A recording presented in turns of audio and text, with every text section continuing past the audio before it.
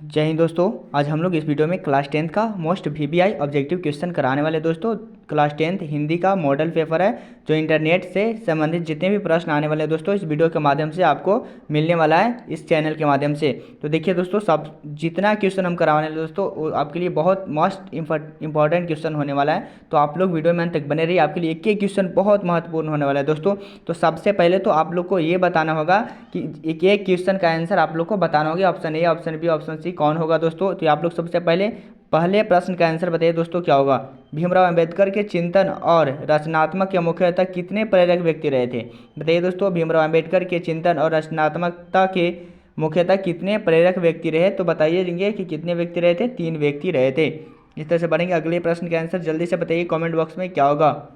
उसने जहर पी ली, इस वाक्य में जहर को किस संज्ञा के अंतर्गत रखेंगे? क्वेश्चन ध्यान पूर्वक देखेंगे दोस्तों, आपके लिए एक एक क्वेश्चन बहुत इंपॉर्टेंट होने वाला है। क्वेश्चन बोल रहा है कि उसने जहर पी ली, इस वाक्य में जहर को किस संज्ञा के अंतर्गत रखेंगे? तो बताएंगे द्रववाचक संज्ञा के अंतर्गत रखेंगे। इस तरह से बढ़ेंगे अगले प्रश्न का आंसर, बताइए क्या होगा। डॉक्टर अंबेडकर किस वर्ग के परिवार में जन्म लिए थे? तो डॉक्टर अंबेडकर जो परिवार के जन्म लिए थे वो दलित परिवार के वर्ग में जन्म लिए थे। इस तरह से बढ़ेंगे अगले प्रश्न का आंसर, बताइए क्या होगा। देवनागरी लिपि का विकास किस लिपि से हुआ? तो देवनागरी लिपि का जो विकास हुआ था वो हम लोग बताएंगे कि ब्राह्मी लिपि से हुआ था। किससे? ब्राह्मी लिपि से हुआ था। इस तरह से बढ़ेंगे अगले प्रश्न का आंसर, बताइए क्या होगा। लौट कर आऊँगा फिर, लौट कर आऊँगा फिर कविता किस कवि द्वारा भावांतरित की गई? तो बताएंगे कि हम लोग को जो लौट कर आऊँगा फिर कविता की किस कवि द्वारा भावांतरित की गई थी? तो बताएंगे प्रयाग शुक्ला द्वारा। किसके? प्रयाग शुक्ल के द्वारा किया गया था। इस तरह से बढ़ेंगे अगले प्रश्न के आंसर, बताइए क्या होगा। कोपल का अर्थ है, तो कोपल का जो अर्थ होता है वो गाल होता है। क्या होता है? गाल होता है। इस तरह से बढ़ेंगे अगले प्रश्न के आंसर, बताइए क्या होगा। निर्वासित, निर्वासित का अर्थ क्या है? तो निर्वासित का जो अर्थ है वो बेघर होता है। क्या होता है? बेघर। इस तरह से बढ़ेंगे अगले प्रश्न के आंसर, बताइए क्या होगा। आप लोग को जल्दी से कमेंट बॉक्स में बताना है।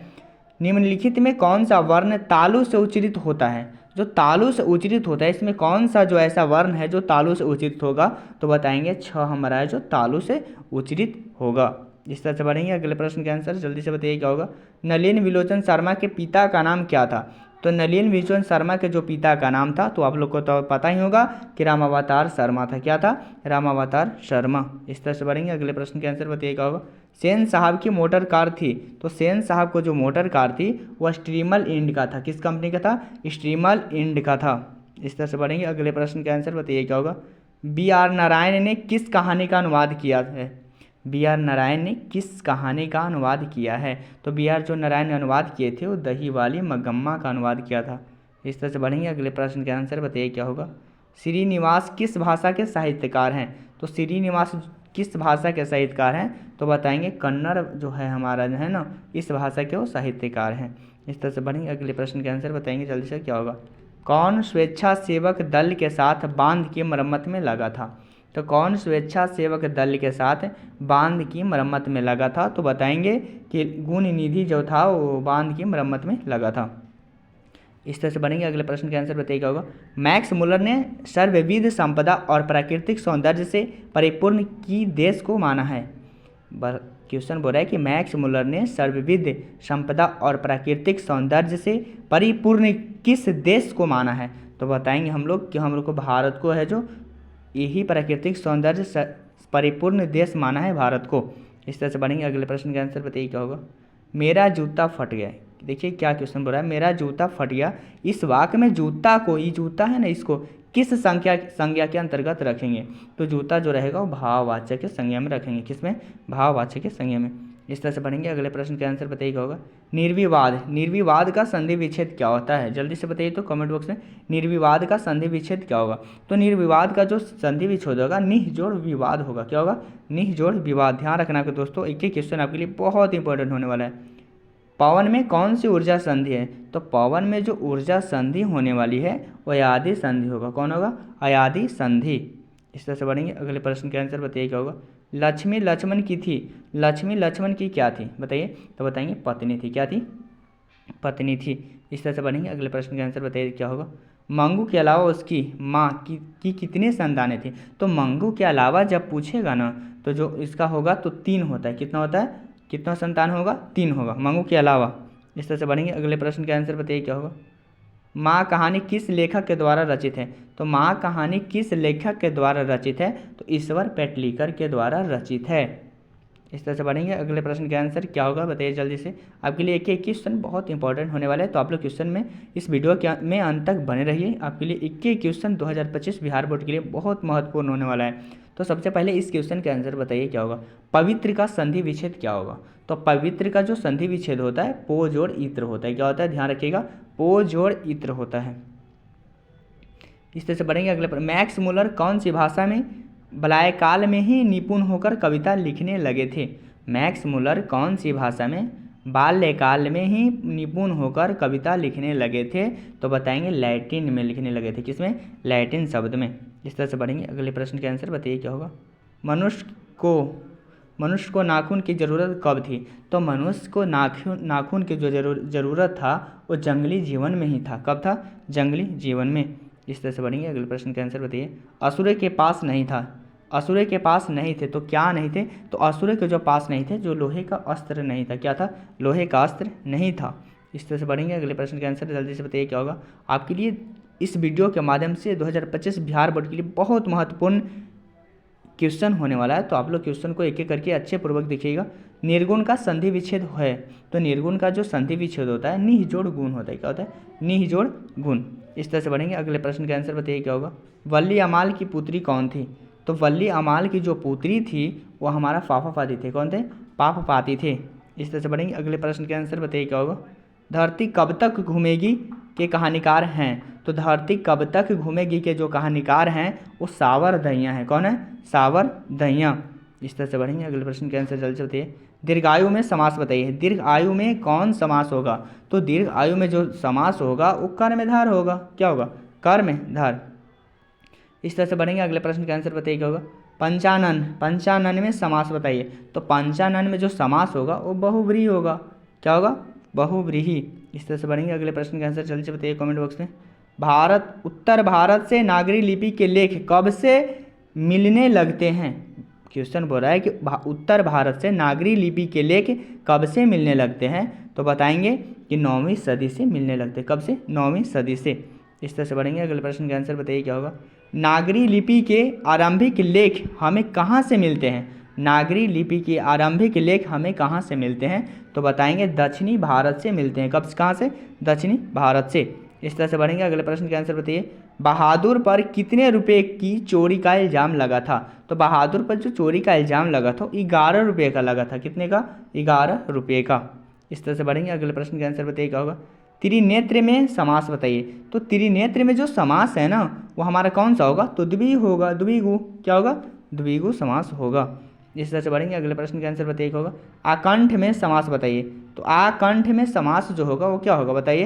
तो अव्ययी भाव होगा। क्या होगा, अव्ययी भाव। इस तरह से बढ़ेंगे। अगले प्रश्न का आंसर जल्दी से बताइए क्या होगा। प्रत्यक्ष में कौन सा उपसर्ग है। तो प्रत्यक्ष में जो उपसर्ग होने वाला है ना आपको प्रति होगा। क्या होगा, प्रति उपसर्ग होगा प्रत्यक्ष में। ध्यान रखिएगा, आपके लिए क्वेश्चन बहुत महत्वपूर्ण होने वाला है। इस तरह से बढ़ेंगे। इस प्रश्न का आंसर बताइए क्या होगा। बहादुर लेखक के घर से अचानक क्यों चला गया। तो बहादुर लेखक के घर से अचानक क्यों चला गया था। तो बताएंगे चोरी के इल्ज़ाम के कारण चला गया था। चोरी के इल्ज़ाम के कारण वो चला गया था। इस तरह से बढ़ेंगे। अगले प्रश्न का आंसर बताइए क्या होगा। रामविलास शर्मा किस संस्थान के निदेशक बने। तो रामविलास शर्मा किस संस्थान के निदेशक बने थे।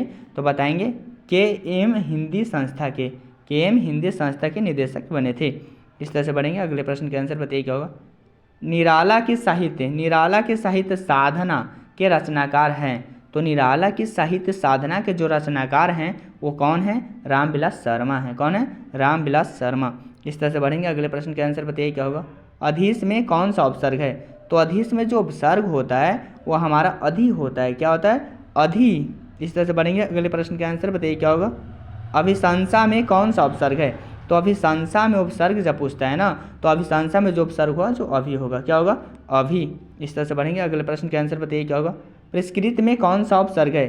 तो परिष्कृत में जो उपसर्ग होगा वो आप लोग बताइए क्या होगा।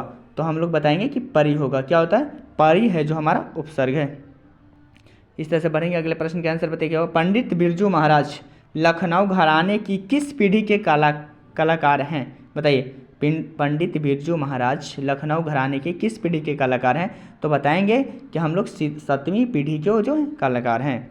इस तरह से बढ़ेंगे। अगले प्रश्न का आंसर बताइए क्या होगा। आपके लिए एक क्वेश्चन बहुत महत्वपूर्ण होने वाला है, तो आप लोग वीडियो में अंत तक बने रहिए। आपके लिए एक क्वेश्चन 2025 बिहार बोर्ड के लिए अति महत्वपूर्ण होने वाला है। तो इस क्वेश्चन का आंसर जल्दी से बताइए क्या होगा। क्वेश्चन बोल रहा है कि जब पंडित बिरजू महाराज को संगीत नाटक अकादमी अवार्ड मिला तब उनकी उम्र क्या थी? तो बताएंगे पंडित बिरजू महाराज को जब संगीत नाटक अकादमी अवार्ड मिला था तो उनकी उम्र जो था वो 27 वर्ष था। कब कितने था? 27 वर्ष के थे। इस तरह से बढ़ेंगे। अगले प्रश्न के आंसर बताइए क्या होगा। भारत से हम क्या सीखें पाठ में नए सिकंदर विशेषण किस लिए प्रयुक्त हुआ है? भारत से हम क्या सीखें, ठीक है, पाठ में नए सिकंदर विशेषण किस लिए प्रयुक्त हुआ है? तो बताएंगे कि जो हमारा हुआ युवा अंग्रेज अधिकारियों के लिए प्रयुक्त हुआ था। युवा अंग्रेज अधिकारियों के लिए प्रयुक्त हुआ था। इस तरह से बढ़ेंगे। अगले प्रश्न के आंसर बताइए क्या होगा। टिकाऊ में प्रत्यय बताइए। तो टिकाऊ में जो प्रत्यय होने वाला है वो हम लोग बताएंगे कि आऊ होता है। क्या होता है? आऊ। इस तरह से बढ़ेंगे। अगले प्रश्न के आंसर बताइए क्या होगा। तैराक में कौन सा प्रत्यय है? तो तैराक में जो प्रत्यय होगा वो हम लोग बताएंगे कि आँख होगा। क्या होगा? आँख। इस तरह से बढ़ेंगे। अगले प्रश्न के आंसर बताइए क्या होगा। निम्नलिखित में सही शब्द का चुनाव कीजिए। तो सही शब्द का जब चुनाव करना है इसमें तो क्या प्रतिवादी कैसे लिखा जाता है? चुनाव करिए इसका सही शब्द का। तो बताएंगे प्रतिवादी, जो ऑप्शन ए है ना वो सही लिखा हुआ है, प्रतिवादी। ठीक है। इस तरह से बढ़ेंगे। अगले प्रश्न के आंसर बताइए क्या होगा। अशोक वाजपेयी की रचनात्मक कृति कौन सी है? अशोक वाजपेयी की रचनात्मक कृति कौन सी है? तो बताएंगे कि नदी के किनारे भी नदी है, ये भी सही है। प्रतीक्षा करते हैं पत्थर, ये भी सही है। तो ऑप्शन नंबर सी होगा, ए और बी दोनों। इस तरह से बढ़ेंगे। अगले प्रश्न के आंसर बताइए क्या होगा। बाबा साहब डॉक्टर भीमराव अम्बेडकर का विख्यात भाषण इनमें से कौन सा है? बाबा साहेब डॉक्टर भीमराव अम्बेडकर का विख्यात भाषण इनमें से कौन सा है? तो बताएंगे inhalation of cast. Inhalation of cast है हमारा। इस तरह से बढ़ेंगे। अगले प्रश्न के आंसर जल्दी से बताइए क्या होगा। इनमें किसका संपादन अशोक वाजपेयी ने किया? तो इसमें आप इस क्वेश्चन का आंसर बताइए क्या होगा। इनमें किसका संपादन अशोक वाजपेयी ने किया? तो बताएंगे कविता का गल्फ। कविता का गल्फ का जो संपादन किए थे वो अशोक वाजपेयी किए थे।